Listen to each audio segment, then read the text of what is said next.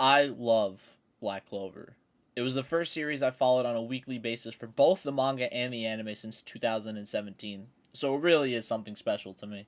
It's been 4 years of me following the series. The series is approaching its 6th anniversary. We just got an announcement for the movie, and the anime is ending tomorrow at the time of me recording this video.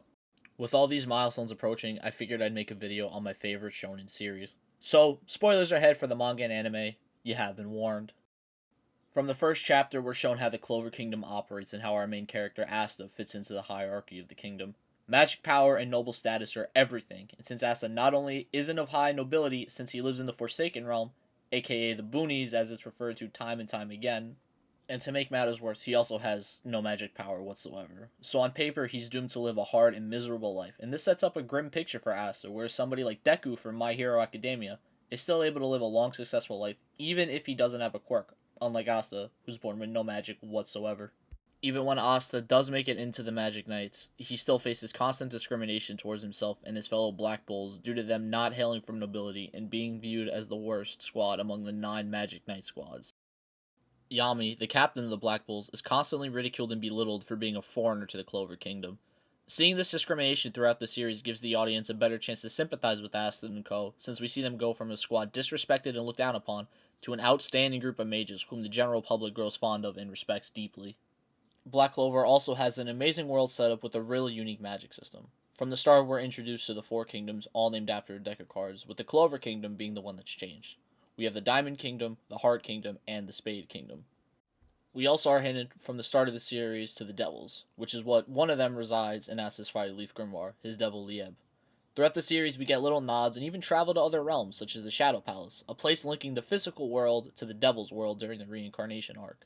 We also get to see that physical magic from our world can also interact with the Devil's realm, which is what we're currently seeing in the manga. And speaking of magic, we get tons of unique magic types. We have generic elemental magic, earth, wind, fire, water, and so on, and we also have some really unique magic such as Gauche's Mirror magic, Vanessa's Thread magic, and Rouge, the ultimate plot armor.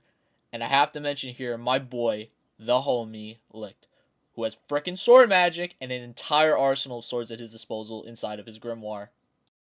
We also get to see how different races and kingdoms utilize their region's mana, adding to some really interesting diversity for the entire cast. With the unique magic, we get to see some amazing team-ups, such as when Vanessa, Finral, and Asta in the Otherwater Temple arc fought against Veto.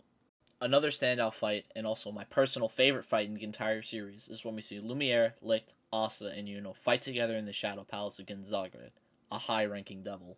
The world of Black Clover is vast, and the infinite possibilities Tabata has introduced to the series really does leave a huge room for even cooler characters, magic types, and races to be introduced. At the end of the day, Black Clover, at its heart, is a shonen, which means a lovable main character, over-the-top fight scenes, transformations, training arcs, and breakneck pacing, which Black Clover does spectacularly.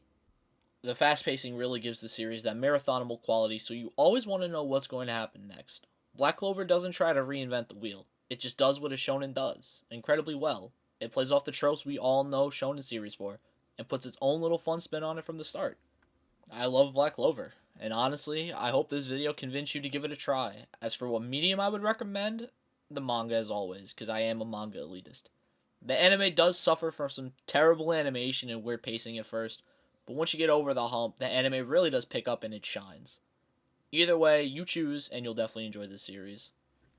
That's all for today's video, everybody. Be sure to like the video, subscribe to the channel if you're new, comment down below some of the anime you want me to talk about in the future, and don't forget to check out all of my social medias linked in the description below. Thank you guys so much for watching. Have a great day. This is Dune signing out. Take it easy, boys.